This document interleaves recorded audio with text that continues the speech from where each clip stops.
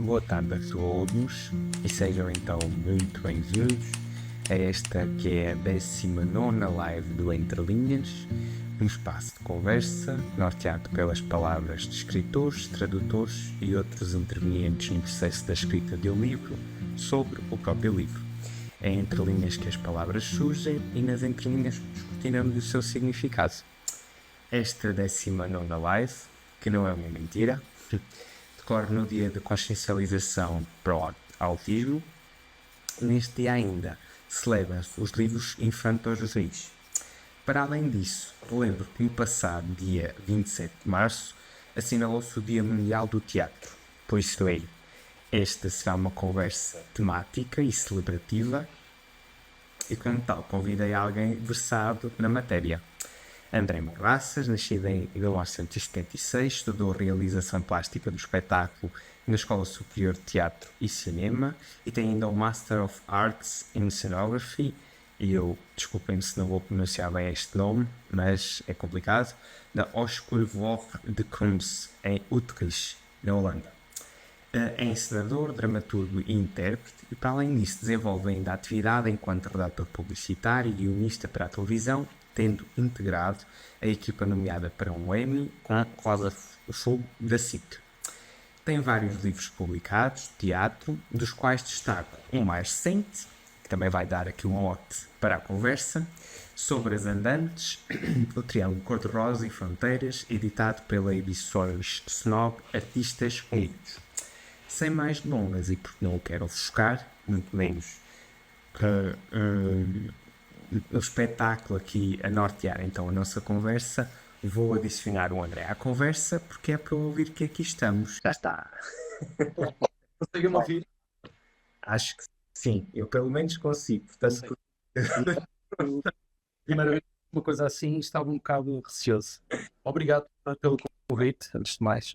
obrigado eu. Desta vez sem a azáfama de um aeroporto e sem os percalços.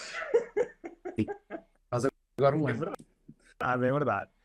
Portanto, antes de mais, quero dizer que é um enorme gosto receber-te neste humilde espaço. E lá está, para dar holofote a um género que por vezes é um pouco desprezado, é este texto dramático. Até porque em abril, eu, conjuntamente com o Paulo Vieira, temos um desafio que é o subir o pano, que é exatamente tentarmos dinamizar a leitura do texto dramático. Eu não sei se queres falar um bocadinho sobre este livro, só para contextualizar aqui um bocadinho a conversa, ou se queres que eu comece já a fazer aqui as perguntas. Como tu quiseres, tu já falaste, já agora também mostres deste lado. Já é o terceiro livro que eu tenho com os Artistas Unidos. Portanto, eles têm uma coleção de teatro espetacular. Eu sou o 175, portanto já há 174 livros antes de mim. Eles publicam clássicos, traduções de coisas contemporâneas, modernas, mais recentes. E é realmente uma honra. O primeiro que eu fiz foi ainda com o Jorge Silva Melo. E é muito bom conseguir ir publicando de vez em quando, se não, um livrinho com as peças que eu vou fazendo. Eu faço trabalho dentário e teatral, como tu disseste. A minha formação inicial foi de cenografia, foi do lado visual e do plástico. Eu fiz o conservatório e depois fiz aquele mestrado naquele sítio que tu tentaste dizer, em Utrecht. Mas eu no mesmo ano que entrei para o conservatório também entrei para letras, mas não fui para letras porque eu sempre gostei da parte plástica, das imagens, mas também gostei muito sempre das palavras. Mas foi em Utrecht que eu descobri que aquilo que eu gosto nos espetáculos é realmente a junção das duas coisas. E portanto, eu às vezes escrevo peças para outros elencos que vou dirigindo e outras vezes a maior parte do trabalho que eu faço é comigo, onde eu faço tudo, inclusive entrar como ator. Este livro saiu agora, são os 3 últimos solos que eu fiz, os 3 últimos, eu não te chamo monólogo, porque o monólogo dá sempre aquela ideia de um ator sozinho a falar. Eles eram coisas muito visuais também, e eles estão de certa maneira ligados. O Sombras Andantes já estreou há 2 anos no Museu do Aljube, vai repor este ano também no Museu do Aljube no verão, em junho, e é sobre a relação do Estado Novo com os homossexuais, ou dos homossexuais com o Estado Novo. O outro texto, o Triângulo Cor-de-Rosa, foi a primeira parte deste projeto. É o mesmo assunto, mas é sobre a perseguição dos nazis aos judeus homossexuais. E depois há um texto muito pequenino, que foi um projeto que eu fiz para o Festival Política, ali no São Jorge, que se chama Fronteiras e que tem a ver com imigrações e histórias de imigração, algumas delas focadas em histórias LGBT dentro do universo da comunidade, mas também outras histórias que não têm nada a ver com esse universo. O que tem em comum é que realmente são histórias de pessoas que mudaram de país, obrigados a mudar de país e procurar uma outra vida. Desculpa, está-me a dar um ataque de tosse, obviamente. Mas, por acaso, pegando aí um bocadinho naquilo que estavas a dizer, nota-se muito bem essa conjugação entre as letras e a parte visual ao longo da leitura destas peças. Eu não tive a oportunidade de as ver em cena, mas só pela leitura já deu para perceber que estas peças também vivem muito do visual, não é? Sim, eu quando imagino um texto, imagino ao vivo. Portanto, é normal que a escrita seja até um pouco cinematográfica, né? Como se costuma dizer. Portanto, estamos a ver o que está a ser dito e é tudo muito contaminado pelo lado visual. Eu agora vou começar logo com uma pergunta polémica. Faz sentido ler teatro? Se faz sentido fazer Ler teatro? teatro, se faz sentido teatro. Desculpa. Claro que faz. Para mim fez muito sentido. Eu não gosto só de teatro e não leio só teatro, mas já é um formato de escrita que é diferente e obriga-nos, enquanto leitores, a ter uma disponibilidade diferente, a ter uma capacidade de absorção e visualização diferente. E, portanto, é um desafio muito grande, de repente, ser só pessoas a falar e tu estás a ler uma conversa.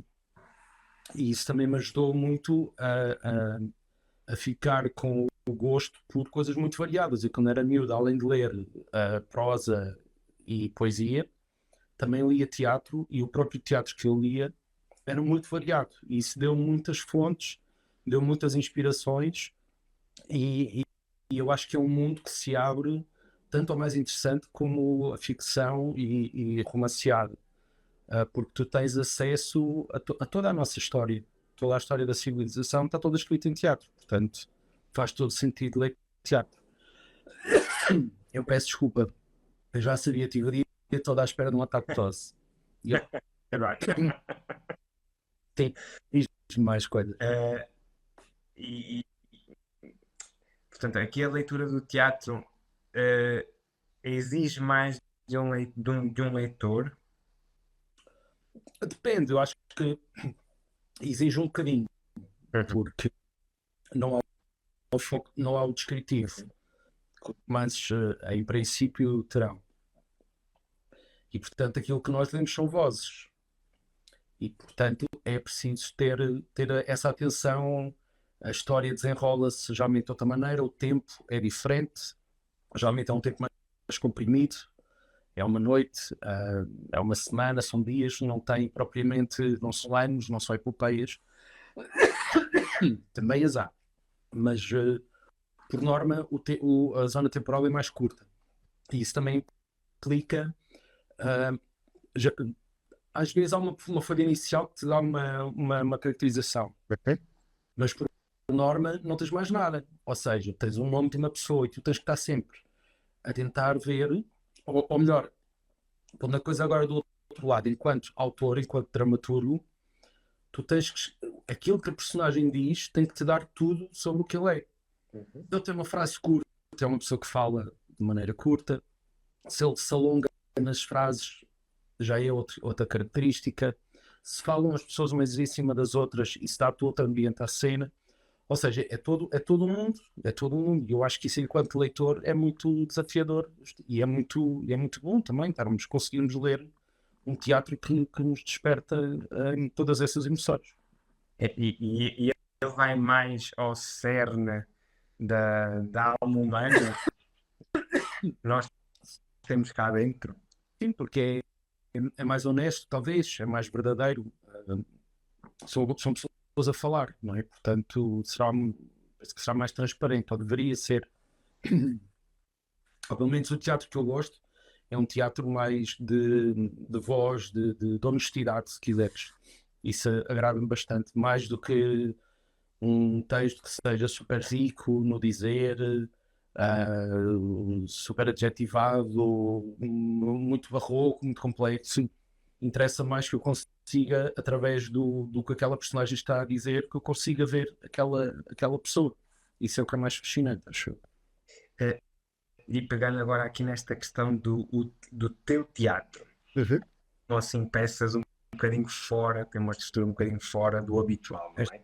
Qual é que Sim. qual o objetivo? Eu não tenho objetivo, não. Eu escrevo para mim, é horrível e pode até achar-se um pouco presunçoso, mas a primeira pessoa para quem eu escrevo é para mim. Eu faço os projetos que me apetece fazer ou que sinto necessidade de fazer. Neste caso concreto, havia aqui quase como que uma missão, se quiseres. Era, para mim, era muito importante. Eu não faço só este trabalho, mas levo muito da pesquisa que faço dentro do universo LGBT para os projetos que eu faço, que nem sempre são só de teatro. Mas eu tenho uma peça de teatro que não tem nada a ver com estes assuntos. Tenho várias até. Mas muitas das vezes, porque faz parte também da minha identidade e porque também sinto que há falta e que devo isso a quem quer que seja, arrasto todo este universo para o teatro.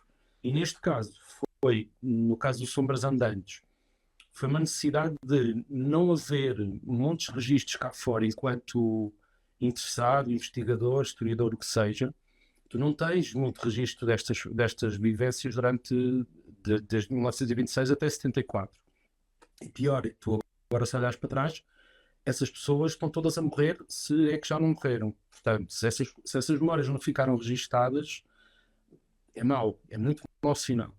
Há alguns livros, há alguns estudos, há algum trabalho científico nas universidades, há pessoas que se interessam, a Joana Matias, a Raquel Afonso, fizeram mestrados e agora tentam fazer doutoramentos à volta deste tema.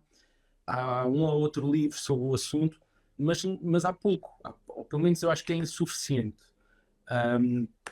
É por isso que eu quis fazer uma coisa que explicasse, antes de mais, para quem não percebe nada sobre o assunto, explicar o que é que foi o contexto histórico que nós vivemos, que foi de tal maneira prejudicial que, para toda aquela gente que viveu naquela altura, não é? Os nossos pais, os nossos avós, mas que tinha uma carga extra para quem era homossexual durante o Estado Novo e durante a ditadura, que num primeiro tempo são comparados à mendicidade, depois passa a ser crime, depois são presos, e há histórias muito más, muito horríveis, e eu achei que este espetáculo era uma maneira de também devolver essas vidas e essas histórias. E o que é que isto tem de interessante, estas coisinhas, é que os espetáculos a gente faz, quem viu, quem não viu, não viu, não é? Mas pelo menos os livrinhos é uma coisa que vai sempre ficar, e daqui a 10 anos, se aparecer alguém, deixa lá ver como é que era naquele tempo, tens 2 ou 3 ou 4 referências que podes ir buscar.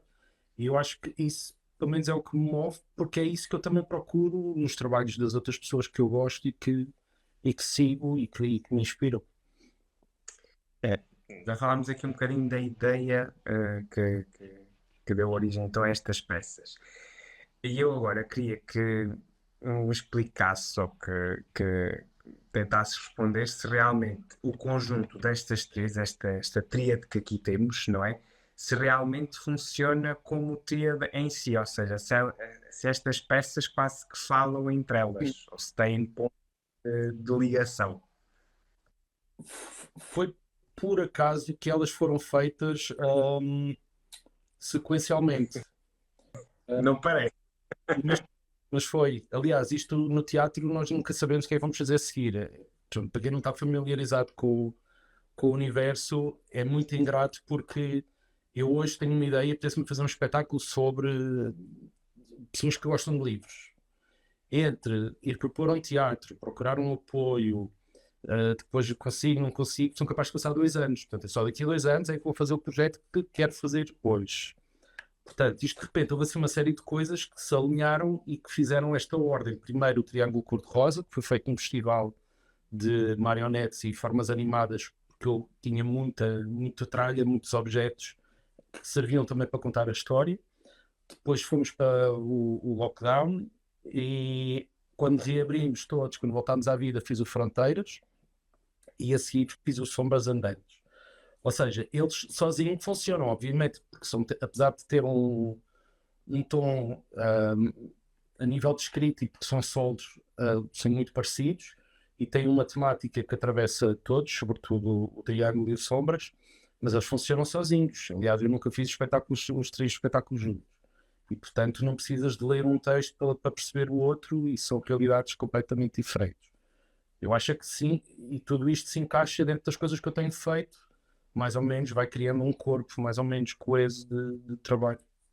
Mas novamente, acontece por acaso, não é programado. Então, e agora outra questão, exatamente por causa daquilo que tu falaste. Porque então esta ordem que não é a ordem cronológica, digamos assim? Novamente, eu acho que foi calhou, porque antes, antes destas 3 peças, eu fiz um musical, não sei, pessoas, músicos, coreografia, coisas a subir e a descer, sobre o repórter X, o Reinaldo Ferreira, que não tem nada a ver com este universo, ou terá mais ou menos, porque é os anos 20. Entretanto, escrevi uma outra peça sobre o aparecimento da SIDA em Portugal, focado num grupo de amigos. Ou seja, se fores fazer uma cronologia, vais andar um bocado para cima e para baixo, não é por aí que eu me risco. Mas, de qualquer maneira, não sei se foi o Paulo, se foi o Ricardo da Livraria Aberta, no outro dia, quando eu estive com eles, comentavam que achavam piada porque de repente parecia que eu estava a preencher buracos na história de Portugal, sabes? Aí agora já falei sobre os anos 20, agora vou falar sobre os anos 80. Portanto, o que acontece não é pensado. Eu acho que também tem a ver com o meu gosto pela história e pelo passado português, focando algumas vezes nas temáticas LGBT, mas noutras alturas que tenham mais a ver com figuras que foram mal compreendidas na sua altura e que foram criticadas e que a partir daí depois levaram vidas miseráveis e que até levaram vidas de superação a seguir. Esse tipo de figuras é o que também me interessa escrever e procurar. E é isso que acho que tenho feito, pronto, dentro das pequenas coisas que vou fazer. É, portanto, é essa questão das franjas da sociedade, não é? Uhum. E agora, por causa disso mesmo, alguma das histórias que está aqui mencionada mereceria um desenvolvimento maior? Do Estado Novo e dos homossexuais, dos Sombras, eu acho que todas elas, porque todas não, há algumas coisas que são, algumas histórias que eu conto, que são aquelas que já começamos todos a saber mais ou menos de cor. O Boto, o Valentim de Barros, o escândalo da literatura de Sodoma. Há assim umas coisas que já fazem parte, e ainda bem, porque também há o interesse de uma geração mais nova, abaixo da minha, em saber quem é que foram estas pessoas que vieram antes de nós. E, portanto, havendo essa referência que ela existe no texto, eu depois também tentei procurar as histórias das pessoas que são o empregado de balcão ou a senhora que trabalha numa alfaiataria, pessoas ditas anónimas, com vidas banalíssimas e que existiram também durante os anos de ditadura e de Estado Novo. E aí foi mais difícil, mas de qualquer maneira arranjou-se alguma coisa e aquilo que eu não consegui arranjar eu ficcionei por cima de coisas que fui percebendo, encontrando ou falando com pessoas. Qualquer uma dessas histórias são histórias horríveis, como estava a dizer há pouco, mas ao mesmo tempo muito inspiradoras e que também nos fazem, acho eu, relativizar às vezes a nossa, o nosso dia a dia e acharmos que temos uma vida horrível. Depois olhar para trás, a minha bisavó passou por 2 grandes guerras. Uhum. Eu, quando penso nisto, penso assim: se calhar a minha vida é sido mal. Ah, e esse tipo de histórias, eu acho que qualquer uma das histórias mais pequeninas, por mais pequenas que possam ser, todas elas podem ser desenvolvidas e foram histórias incríveis. Ok. E agora, pegando também em algo que tu também já disseste, as obras e os relatos que estão aqui mencionados neste pequeno grande livro são um importante legado queer, que temos sempre um problema desta questão da herança, é sempre uma questão muito batida. E aqui é quase como se fosse um desafio, é de que forma é que o podemos preservar? Olha, eu acho que tem que haver primeiro alguma vontade, e eu acho que isso já existe, de conseguir que haja um interesse, mas que esse interesse não seja, e isso também já existe, exclusivamente académico. Tu se fores para as universidades, vês cá N mestrados, teorias e teses que cruzam este universo e que vão investigar. E isso é tudo muito bonito, mas muitas vezes isso não sai do universo académico cá para fora. Portanto, nós, os cidadãos comuns, que não temos acesso aos repositórios, não temos acesso a essa informação. Mas eu acho que já se começa a transportar coisas daí cá para fora, muito através da criação artística, seja o teatro, seja a literatura, o próprio cinema, as próprias artes plásticas. Começas a ver muita coisa a sair cá por fora. E eu acho que isso é uma maneira de tu dar visibilidade às coisas. Penso que devíamos também assumir que o digital, por mais que nós não gostamos do digital, pode ser uma maneira de tu preservares de alguma maneira qualquer coisa. Pode ser um site feito no WordPress, pode ser um blog, e não deixa de ser uma coisa semi-física. E depois é claro, tudo aquilo que tu consigas recolher de arquivos, é super importante que não se desfaça isso.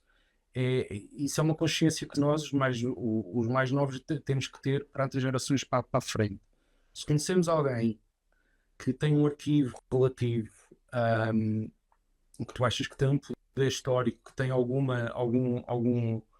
sentido, tentar que isso não seja posto no lixo, tentar digitalizar esse material antes da pessoa se ver livre do material. E por acaso é uma coisa que eu noto, eu estou agora a fazer um outro projeto à parte, que é um documentário com algumas pessoas do universo LGBT mais velhas, muito mais velhas. Todas elas têm um arquivo inacreditável. Recortes, jornais, fotografias que a gente hoje já não, tu e eu ainda não nos lembramos, mas os meus mais novos já nem sabem o que é uma fotografia de papel. Há uma fotografia. E eu disse a todas essas pessoas com quem estive a falar, disse, se algum dia vocês quiserem deitar isto fora, falem comigo ou falem com alguém para dar esse material, ou pelo menos para nós digitalizarmos. Porque era o que eu estava-te a dizer há pouco, as pessoas que viveram durante o Estado Novo, os mais velhos, há muita gente que já não está viva. As pessoas podem contar as histórias mais antigas. E se tu não arranjas uma maneira de fixar esse material, nós daqui a 100 anos não temos histórias nenhumas para contar. Ou então andamos doidos como nós andamos agora a tentar saber como é que eram os direitos e os comandos, ir a bocados de papel que foram encontrados em pergaminhos e não sei o quê, e é uma dor de cabeça. É uma dor de cabeça. De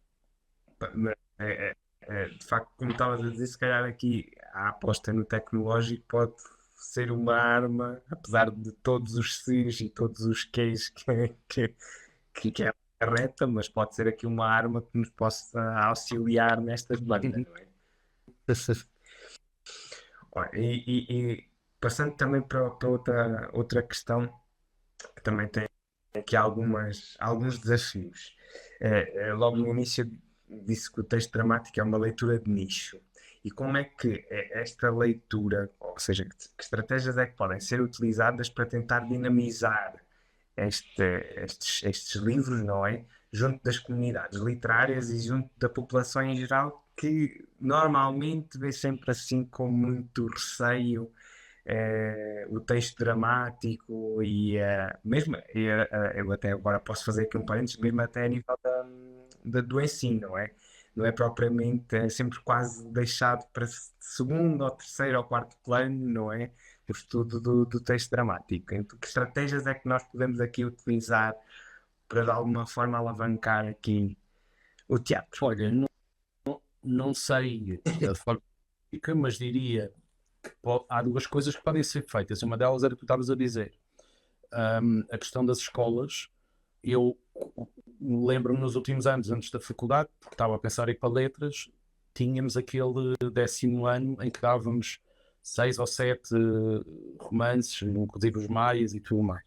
Mas não me lembro de ter teatro metido aí. Acho que eventualmente se pode pensar que nas escolas pode ser um sítio para se dar um texto teatral. Outro caminho, e falo pela experiência que tive, foi a importância das companhias de teatro, apesar de agora já não haver companhias, já há mais estruturas e coisas que são pontuais, mas de qualquer maneira, um espetáculo de teatro que está em cena e que tem um texto original ou um texto novo, ou mesmo até um texto a partir um espetáculo a partir de um texto clássico, um Shakespeare, um Molière, o que seja, que esse texto seja editado e que acompanhe do espetáculo, porque muitas vezes nós vamos ver um espetáculo e queremos ficar com alguma coisa e o texto pode ser essa ponte, essa passagem. Eu fiz isso muito quando era mais novo e ia aos espetáculos que eu gostava muito, tentava sempre encontrar o texto. E a partir daí eu consigo sair do espetáculo e entrar só no texto e ganhar o gosto por ler e depois pensar, mas espera aí, isto era assim, mas eles visualizaram isto de outra maneira e eles dramatizaram isto de outra maneira e começas a ganhar uma relação com o texto em si e não tanto com o espetáculo. Portanto, eu acho que podem ser estes dois caminhos, uma aposta no ensino, introdução de dramaturgia acessível, não começar com Shakespeare, acho que isso é um disparate, é um lamento, mas é um disparate. E tentar que haja mais edição de texto teatral, o que é uma chatice, porque os próprios editores são os primeiros a dizer e é verdade, não vende. Mas eu acho que os textos de teatro têm os livros de teatro têm uma função diferente de um romance e mesmo até da poesia. Os livros de teatro são uma coisa mais pedagógica, são uma coisa de arquivo, é uma coisa que fica, é um mapa que fica. Enquanto que o romance é aquela experiência que tu tens naquela altura, é uma coisa tua, é uma experiência muito pessoal, não tem nada a ver com o texto de teatro que tu queres saber como é que foi escrito, o que é, o que é o Romeu e Julieta. Vamos lá então saber o que é, vamos ver. São relações diferentes, portanto, os textos têm todos uma relação diferente. Não é por acaso que o Jorge Silva Melo chamou a esta coleção os livrinhos de teatro. Eles chamam sempre livrinhos de teatro. Eles são todos iguais, têm a mesma capa, têm o mesmo tamanho, têm a mesma formatação. Ou seja, isto é uma coleção, é um arquivo, acaba por ser uma biblioteca, que seria completamente diferente dos Jogos da Fome, os Hunger Games e essas coisas que o pessoal gosta de ler, nada contra, mas pronto, acho que tem funções completamente distintas. Igualmente. Peço desculpa. Igualmente fascinante, estava a dizer. Eu gostei muito da tua segunda ideia. Quanto à primeira, deixo só aqui uma parte, eu lembro-me de ter lido no 11º ano e de ter adorado a leitura, até porque depois tivemos que fazer um trabalho e nós tentámos fazer a apresentação como uma forma de encenação do Frei Luís de Sousa. Depende dos programas, há escolas que incluem o Frei Luís de Sousa. Mas tu achas o Frei Luís de Sousa um texto adequado para quem quer começar a ler teatro? É uma pergunta sem trigger nenhum. Acho que não, mas isso também é um problema das leituras obrigatórias no nosso ensino, não é? Que não estão mas não é maneira de convencer ninguém a ler romances históricos. Exatamente. Não estás habituado. Exato. E É preciso reformular aqui um bocadinho. Luís Souza é chatíssimo, é complicado, é maçudo, são palavras que nós naqueles anos não sabemos e por muito que os professores se esforcem ahm, para desbravar tudo aquilo, enquanto leitor tenho muitas dúvidas que tu fiques a gostar de teatro e que fiques a gostar de livros de teatro a partir daquele texto do Frei Luís de Souza. Tenho mesmo muitas dúvidas. Pronto, agora foi aqui a memória Isso que eu. quem é a ver. E agora, versando outras artes, eu prometi que ia fazer esta pergunta e vou fazê-la. Fala-me um pouco do fantástico projeto de escritores mal comportados. Olha, isso foi uma coisa, lá está aquilo que eu falava há bocado de gerir expectativas e de coisas que aparecem sem estar planeado. É um projeto para este ano que não estava planeado.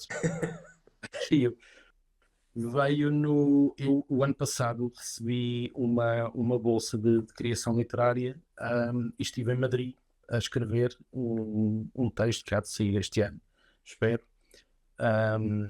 que não é teatro, é ficção, inspirado nos últimos dias do Federico Garcia Lorca, maior poeta andaluz. E este ano, no início do ano, eu, como já não tenho quase nada que fazer, nem tenho tempo para mais nada, comecei a fazer umas ilustrações. Pensei, pá, o Lorca é tão engraçado com aquela imagética espanhola, sevilhanas, flamenco, os desenhos, porque ele fazia também desenhos, e comecei a fazer umas coisas, umas colagens, e depois pensei, isto se calhar podia ser engraçado começar a arranjar escritores de quem eu gosto e começar a fazer ilustrações. Por acaso tem aqui, não estava preparado, mas só porque estive há bocado a preparar o material. Portanto, estamos a falar destas coisinhas. Este é o António Bote. E depois, atrás, tens sempre uma biografia que explica porque é que eles fazem parte de um clube que eu fechei isto tudo numa embalagem, que é o Clube dos Escritores Mal Comportados. Portanto, supostamente todos eles se portaram muito mal na altura em que apareceram e as obras que eles produziram foram mal entendidas, queimadas, censuradas e, portanto, tem tudo aquilo que se espera de um artista e de um escritor. Depois, entretanto, a coisa cresceu assim de repente, um dia para o outro, começou a haver interesse também nas redes sociais, comecei a partilhar algumas coisas, e, entretanto, há um Instagram, o Mal Comportados, e tens a Virginia Woolf, o Mário de Sá Carneiro, a Jane Austen, há assim escritores para todos os gostos, todos eles têm uma ilustração e depois têm um textinho, uma mini biografia. Vai estar disponível também, já agora, olha, a publicidade, pronto, em algumas livrarias, portanto podem comprar os vossos escritores na Bucold, na Arquivo, na Snob, na Brutéria, na Indie, aquela Indie Nota Bookshop, em Cascais. Portanto, de repente foi assim um projetinho que deu para espairecer um bocado a cabeça de outros projetos e de outras coisas, contas fixas e essas coisas todas. Mas está a ser uma experiência engraçada a nível de feedback das pessoas e também permite, lá está, eu começo ali é só imagem, ou melhor, eu começo pelas imagens. O que é que este escritor me faz lembrar? O António Boto é só flamingos cor-de-rosa e uns marinheiros e um senhor vestido à gentleman. Portanto, estou por pura associação de imagética à volta daquele escritor. O que é que o Lorca, eu cheguei a fazer, foi logo o primeiro, com tudo aquilo que eu estava a falar, do ambiente andaluz, dos flamencos e dos desenhos que eu próprio fazia. E vamos ver no que é que vai dar. É aquela junção das letras e das artes cênicas, não é? Que falávamos. E das imagens e da palavra, sim, que é o que me interessa. E agora, para terminarmos então esta primeira parte da conversa, perguntar quais são os projetos para o futuro. Olha, são muitos. Este ano, como eu já disse há bocadinho, vou repor o espetáculo do Sombras Andantes em junho, no Museu do Aljube, incluído nas comemorações dos 50 anos do 25 de Abril. À parte disso, tenho um projeto novo também que não tem muito de literário, mas se calhar, não, por acaso minto, até tem. Tem a ver com museus. Eu vou trabalhar a questão das vidas queer e do património LGBT em alguns museus portugueses, porque muitas vezes os museus têm artistas e têm obras dentro deste universo, mas não mostram, ou porque não sabem, ou porque não é a primeira escolha. E vou trabalhar com alguns sítios, nomeadamente, posso já revelar, com a Casa Fernando Pessoa, a partir da biblioteca do Pessoa, que tem uma biblioteca muito interessante, a nível de obras que registram os anos 20 e aquela passagem para os anos da ditadura e do Estado Novo, onde conseguimos ver como eram as vivências destas pessoas naquela altura. O António Botas, Judite Teixeira, o Otávio, que é a primeira peça de teatro com um protagonista homossexual e que foi feito no São Luís, em 1919, se não estou em erro, do Victoriano Braga. Ou seja, vou escolher uma série de livros que já estão lá em exposição, mas que ainda não estão em destaque, e vou fazer uma recontextualização, fazer umas visitas guiadas.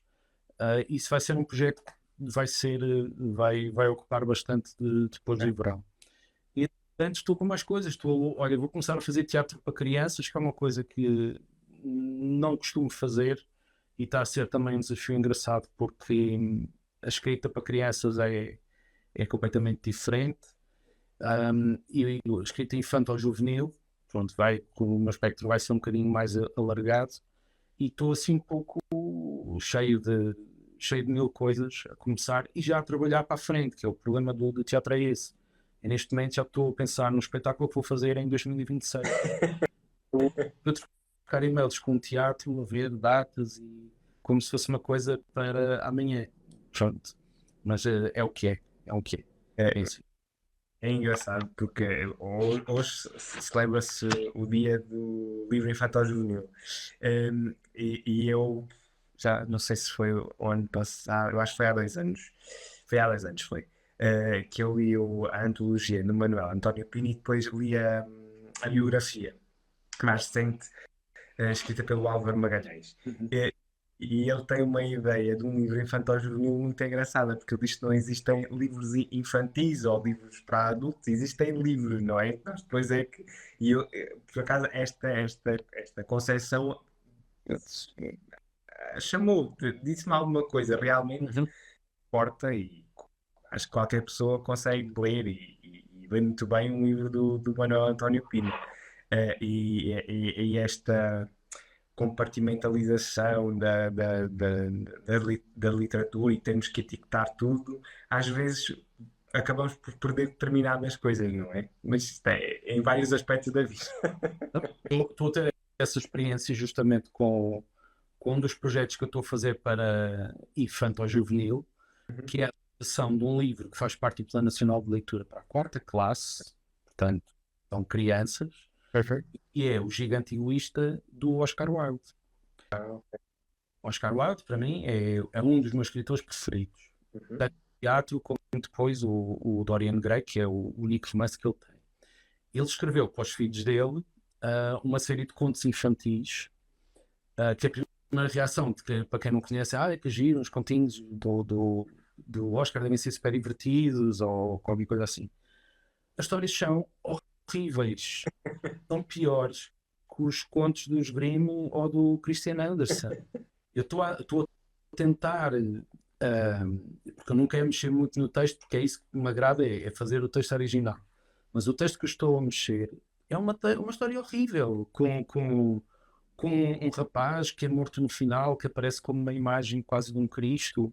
E eu depois penso assim, mas os meninos no 4º ano já estão a entrar aqui, mas então tu faço o jogo ao contrário, que é tentar perceber, então, mas espera aí, porque é que isto está aqui nesta altura para os miúdos? Porque fala do egoísmo, fala da partilha, da importância, portanto vamos focar aí. Portanto, se calhar a história não é assim tão desadequada quanto aquela primeira reação de isto é muito estranho para os miúdos nesta altura, vamos fazer uma coisa mais divertida, sabes? Mais com uma mensagem final mais divertida, em que a gente se ri e canta todos no final, isso não vai acontecer. Não vai. Com o Oscar Wilde, então, não é possível. Olha, então vamos começar a segunda parte da conversa. E então, eu quero saber como começou a paixão pelos livros. Olha, acho que desde miúdo, os meus pais sempre leram e sempre houve livros em casa. Uhum. E, portanto, eu também desde muito cedo que fui habituado a ir ao teatro, a ir ao cinema, a ir a espetáculos, a exposições. Eu sou daqueles que nasceu logo a seguir ao 25 de Abril, portanto há aquele boom cultural de haver mil coisas para miúdos, porque havia mesmo, mas a minha irmã nasceu 6 anos depois e eu já era uma diferença a nível de oferta.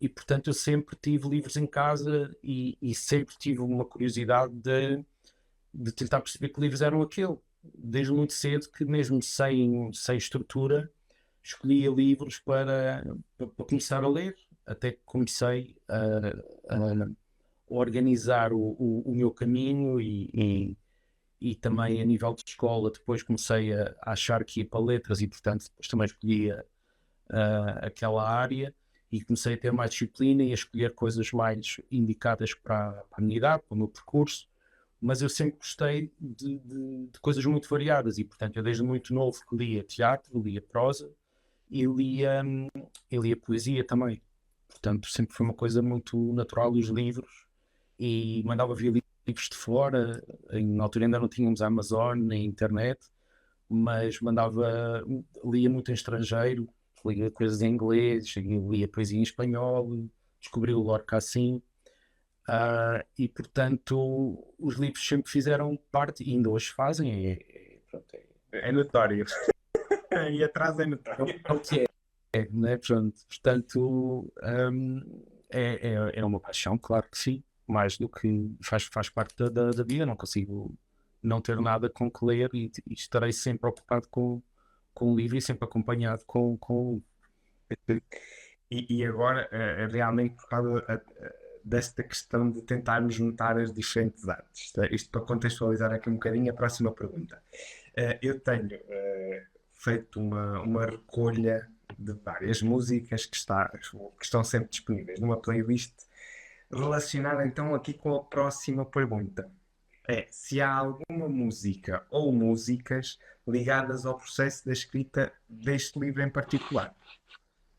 Hum, então, posso dizer que eu, para escrever, eu quero em silêncio, muito chato, me incomoda, as pessoas incomodam, o barulho da máquina de lavar incomoda. Portanto, nessa altura não há playlists, não há Spotify, não há mesmo nada. O que existe muito, não só neste livro, mas em todo o meu trabalho, é uma ligação efetivamente muito grande a canções. Canções que me transportam para algumas eras em concreto, canções que têm histórias. Portanto, depois, quando o texto já está feito e eu começo a pensar no espetáculo, começam a vir as canções todas. E eu depois até faço muitas, e aí sim faço playlists para cada espetáculo ou para cada projeto, porque na altura já é o que eu estou a ouvir. Agora, quando estive em Espanha, eu depois fiz uma playlist de Lorca. Pronto, mas já foi depois, antes não consigo.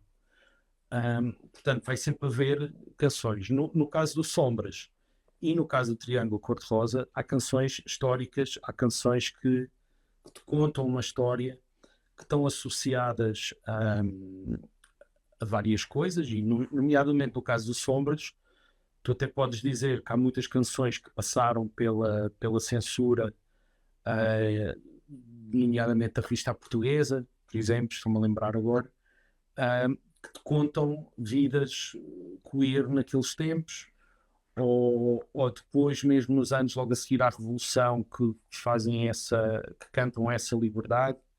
E, portanto, as canções têm sempre uma importância muito grande. Até porque as canções são histórias, são contos. As boas canções serão isso. E, obviamente, que a minha ligação à música tem que ser grande. tem que ser grande e variada também. Não gosto só de uma coisa, nem consigo ouvir só uma coisa. Mas agora vou insistir aqui um bocadinho. Queres indicar alguma que é para eu juntar à playlist ou não? Ou Eu preferes? já não me lembro, sou-te sincero, porque eu agora estou noutra, como se costuma dizer. Mas diz-me tu se alguma estava a tentar, estava a filhar a ver se me lembrava de alguma coisa. Tens tu algum truque aí escondido? Ou... Tenho truque nenhum. Eu queria era saber se existia alguma em particular que tivesse alguma relação Olha, há um que com. gosto muito, que não é uma escolha óbvia, e nesse Ok. contrário, por acaso acho que encontras. Não é de todo uma escolha óbvia. E é uma música de uma revista portuguesa, portanto, é uma escolha que as pessoas vão logo dizer, de 1933, que se chama Marlene, que foi cantado pela Irene Isidro. A Irene Isidro era uma artista maravilhosa, foi das primeiras mulheres a ter um carro em Lisboa, fumava, Transgressora. usava calças, o que também foi muito mal visto, e tinha casos com mulheres que eram conhecidos e relativamente aceitos na sociedade popular, nem sequer era uma coisa de nicho de teatro.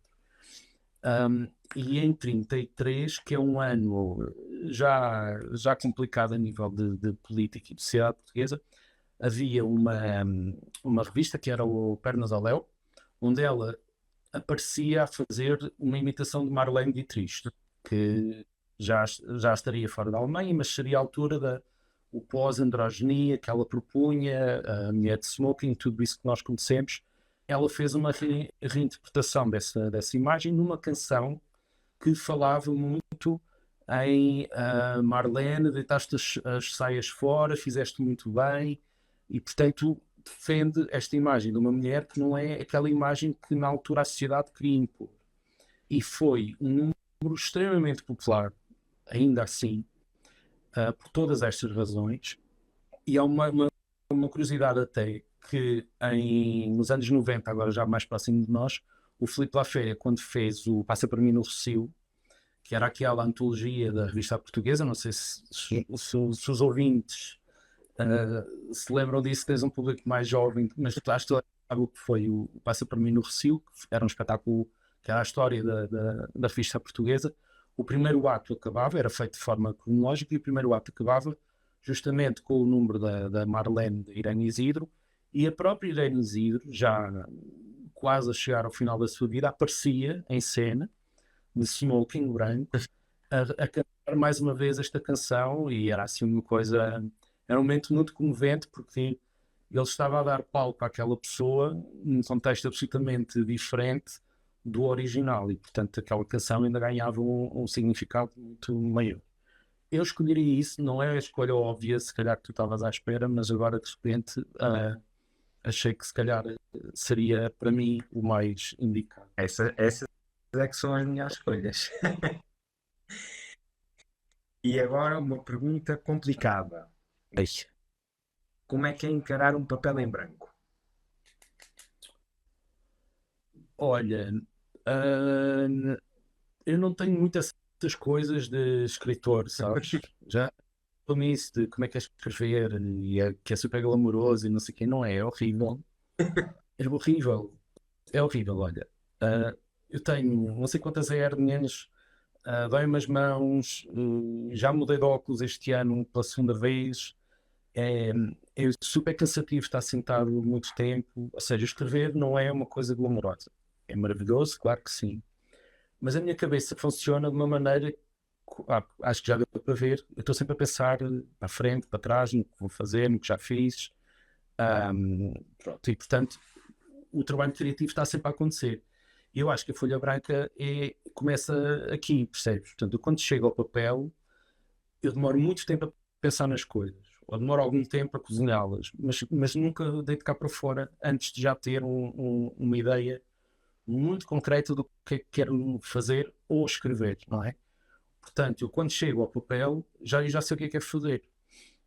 O trabalho do Sombras, o trabalho de investigação, foi todo feito de passagem, sabes?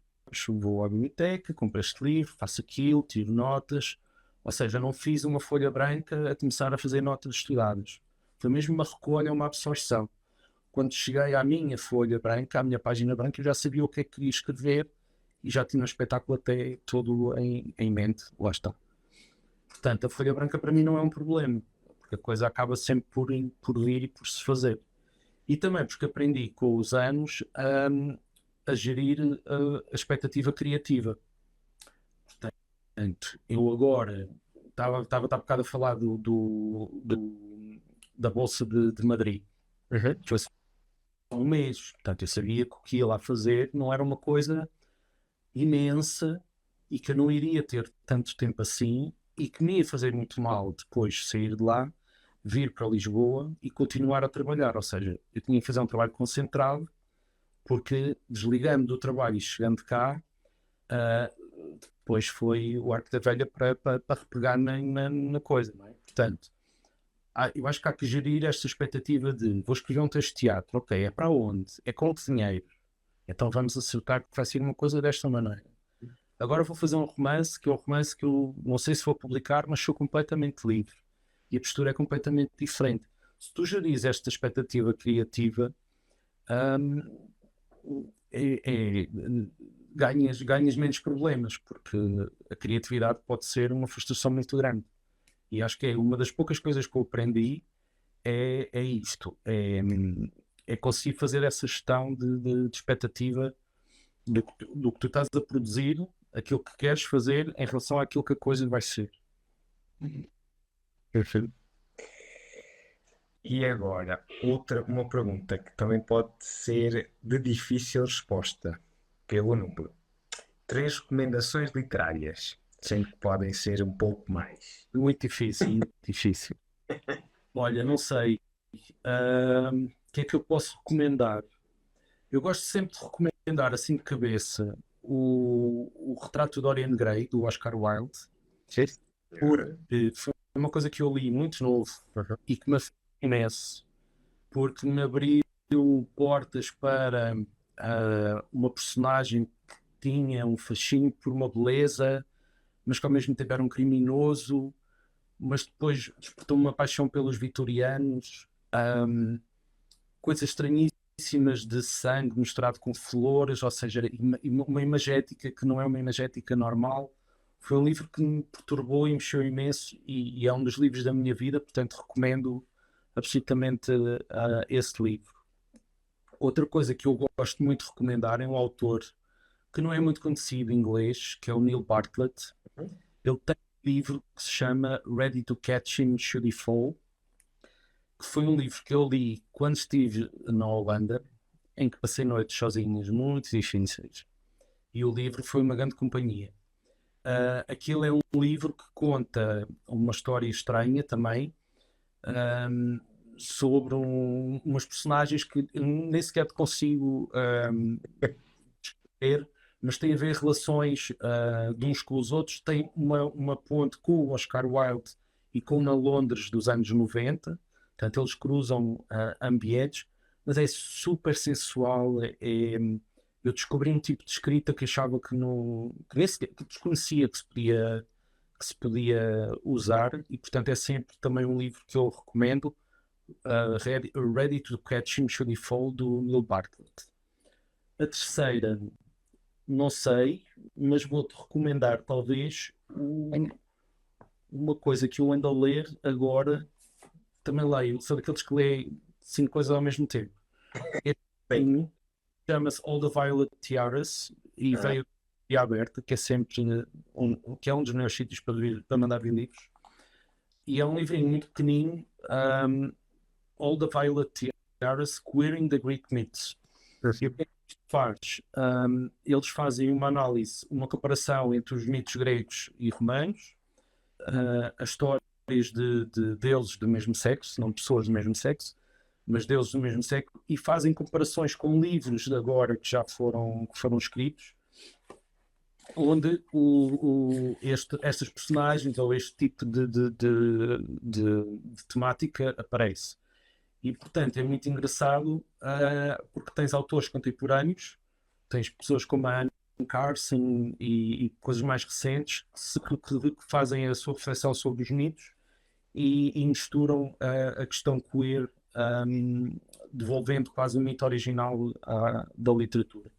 E é uma coisa muito pequenina, muito engraçada, muito bem escrita, dá para ler um capítulozinho antes de ir dormir. E é o que dá a doer. Agora é um dos livros que eu tenho estado a ler no pouco tempo que isto está. Esse livro já o tinha aí catrapiscado, até porque eu gosto muito de mitologia grega e, portanto, pareceu que já o tenho aqui mais do que anotado. Um livro que também me enche as medidas. E agora, lá está, já que falámos tanto de criatividade, a última pergunta puxa mesmo para a criatividade. Se a tua vida fosse um livro, qual seria o título? Olha, não sei, é mesmo. Aliás, acho que sei. Eu acho que se a minha vida alguma vez fosse um livro, seria, sabes, aqueles diários que saem por volumes, tipo, primeiro volume, 1920, 1960, e é assim uma coisa, pronto. Isso é o primeiro volume de 6. Acho que tinha de ser assim uma coisa encorpada, vasta, chata, mas biográfica. E eu gosto muito de ler diário, gosto muito de ler diários. E portanto, se calhar é uma coisa que eu não faço muito. Aliás, faço de vez em quando, gosto de fazer diários de viagem. Uhum. Gosto de escrever quando estou em viagem, faço os diários de viagem, mas não faço os diários quando estou em Portugal. Não sei, acho que há assim um pudor em registar a minha vida, Uhum. porque também, de certa maneira, eu já passo isso tudo para os trabalhos que faço. Portanto, se calhar, o pudor é mais, não vou repetir, porque já estou a fazer ali, percebes? Mas de qualquer maneira, respondendo à tua pergunta, eu gosto da ideia de diário, de um diário pessoal, portanto, seria isso. Está certo, fica aqui registado. Pronto, e assim eu termino aqui o meu rol de perguntas, aqui então dedicado ao texto dramático e aqui norteado então por este livrinho, literalmente livrinho de teatro, não é? Está a ver? Agora, mais um momento de publicidade. Podem adquiri-lo na Livraria Aberta, nos Artistas Unidos e nas livrarias da Snob, Brotéria, etc. E as boas livrarias também, mas estas três são aquelas que nós gostamos e devemos apoiar. Apoiem as livrarias independentes. Exatamente, nem mais. E pronto, queria agradecer mais uma vez Obrigado. o facto de presente. Espero que tenha corrido tudo bem. E pronto, até à próxima e um resto de uma boa noite. Obrigado. Obrigado a todos e obrigado a ti. Obrigado.